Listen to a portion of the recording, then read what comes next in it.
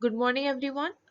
आज हम लोग स्टार्ट करेंगे unit 5 that is the negotiable instruments act 1881 और आज हम लोग पढ़ेंगे about the meaning and characteristics of negotiable instrument. Negotiable instrument, negotiable का मतलब होता है ट्रांसफरेबल, जो ट्रांसफर किया जा सकता है from one person to another. Instrument का मतलब होता है रिटन डॉक्यूमेंट, रिटन डॉक्यूमेंट जो राइट क्रिएट करता है in favour of some person. For example A B को एक रिटन डॉक्यूमेंट ट्रांसफर कर रहा है। वो डॉक्यूमेंट में लिखा हुआ है कि वो बी को 10,000 रुपीज पे कर रहा है, तो ये 10,000 के ऊपर राइट रहेगा बी का, तो वही है written document by which a right is created in favour of some person.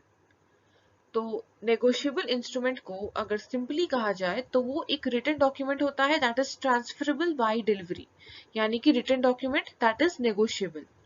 तो three kinds of negotiable instruments होते हैं: promissory note, bill of exchange and check. So law के according section 13 of the negotiable instruments act इस तरीके से negotiable instrument को define किया गया है: A negotiable instrument means a promissory note, bill of exchange or check payable either to order or to bearer. Next देखते हैं कैरेक्टरिस्टिक्स या फिर features of a negotiable instrument. पहला है इजी नेगोशिएबिलिटी। तो नेगोशिएबल इंस्ट्रूमेंट इजीली ट्रांसफरेबल होता है, इसको इजीली ट्रांसफर किया जा सकता है from one person to another बिना किसी फॉर्मेलिटी के। In other words, the property in these instruments passes by either endorsement or by deliver merely. Endorsement का मतलब होता है जो रिटन फॉर्म में होता है। अगर आप सपोज किसी को चेक दे रहे हैं तो उसमें आप जिसको चेक दे रहे हैं उसका नाम लिखे हैं और पीछे में आप अपना सिग्नेचर कर रहे हैं, इसका मतलब हो गया इंडोर्समेंट।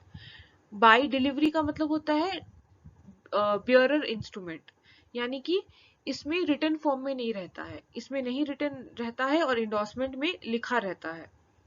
फिर है title of transferee free from all defects. It means that a person who receives a negotiable instrument that is transferee. यहाँ पे ट्रांसफरी वो होता है जिसको नेगोशिएबल इंस्ट्रूमेंट मिलता है, और जो दे रहा है ट्रांसफरी को वो कहलाता है ट्रांसफरर। ए और बी है, ए नेगोशिएबल इंस्ट्रूमेंट दे रहा है बी को, तो यहाँ पे बी हो जाएगा ट्रांसफरी और ए हो जाएगा ट्रांसफरर।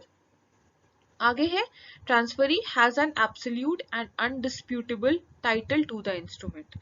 तो अगर ट्रांसफरर ने ट्रांसफरी को नेगोशिएबल इंस्ट्रूमेंट दिया तो यहाँ पे जो टाइटल मिलेगा उसका वो title free from all defects होगा, यानी कि वो टाइटल उसका जेन्युइन होगा, वो बोनाफाइड होल्डर होगा उस चेक का, सॉरी वो जो भी नेगोशिएबल इंस्ट्रूमेंट है, चाहे वो प्रोमिसरी नोट हो, बिल ऑफ एक्सचेंज हो या फिर चेक हो, वो उसका होल्डर होगा। A person who receives the instrument bona fide यानी कि genuine and for consideration is known as holder in due course. Next है ट्रांसफरेबल इन्फिनिटम। इन्फिनिटम का मतलब होता है इन्फिनिटी। तो नेगोशिएबल इंस्ट्रूमेंट को ट्रांसफर किया जा सकता है for any number of times, जितनी बार चाहे उतनी बार ट्रांसफर किया जा सकता है, लेकिन मेच्योरिटी पीरियड तक। अगर कोई नेगोशिएबल इंस्ट्रूमेंट का मेच्योरिटी ड्यूरेशन है 3 महीना, तो उस 3 महीने तक जितना बार चाहे उतना बार उसको ट्रांसफर किया जा सकता है। नेक्स्ट है notice of transfer not necessary.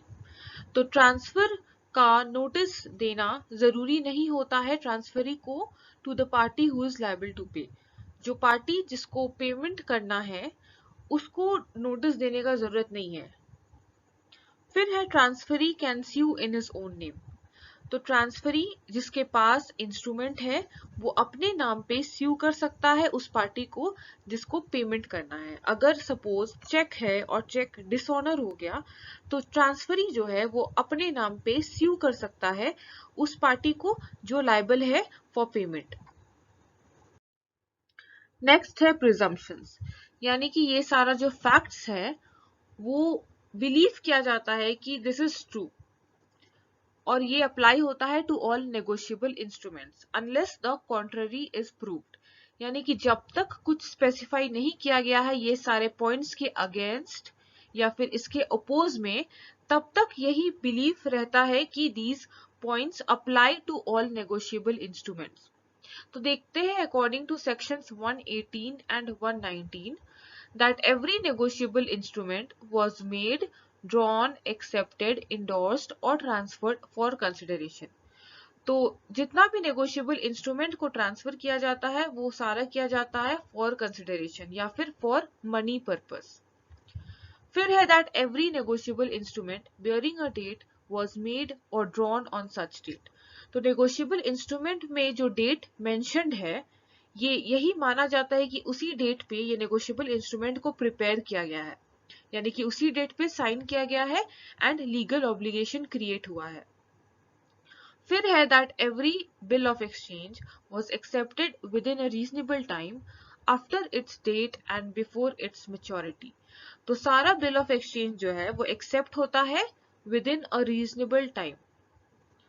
फिर है that every transfer of a negotiable instrument was made before its maturity. तो नेगोशिएबल इंस्ट्रूमेंट का मैच्योरिटी पीरियड एक्सपायर होने से पहले ही उसको ट्रांसफर किया जाता है। That the endorsements appearing upon a negotiable instrument were made in the order in which they appear thereon. तो negotiable instruments में जैसा endorse किया गया है यानी कि जो भी लिखा हुआ है उसी अकॉर्डिंग ही वो इंस्ट्रूमेंट को यूज किया जा रहा है।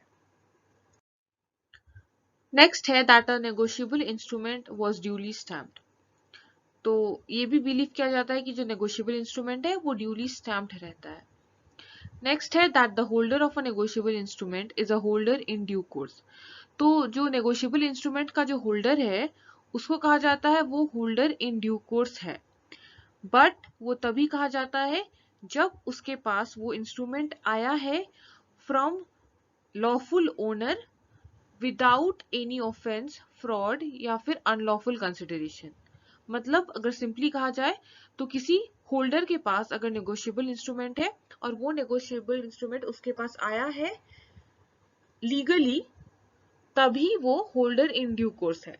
अगर किसी के पास नेगोशिएबल इंस्ट्रूमेंट है by means of an offence, fraud या फिर अनलॉफुल कंसिडरेशन, तब वो होल्डर इन ड्यू कोर्स नहीं कहलाएगा। और उस केस में होल्डर को ये प्रूव करना होगा कि वो ये सारा मींस के थ्रू वो इंस्ट्रूमेंट को नहीं ऑब्टेन किया है। सो आगे है until the contrary is proved the above presumptions shall be made in case of negotiable instruments. तो जब तक कुछ स्पेसिफाइड नहीं है इन सारे पॉइंट्स के अगेंस्ट में तब तक ये बिलीव है कि ये सारे जो पॉइंट्स है वो अप्लाई होंगे in case of negotiable instruments. So आज के लिए इतना ही। नेक्स्ट क्लास में हम लोग तीनों negotiable instruments that is bill of exchange, promissory note and cheque, इनके बारे हम लोग डिटेल में पढ़ेंगे। So thank you everyone.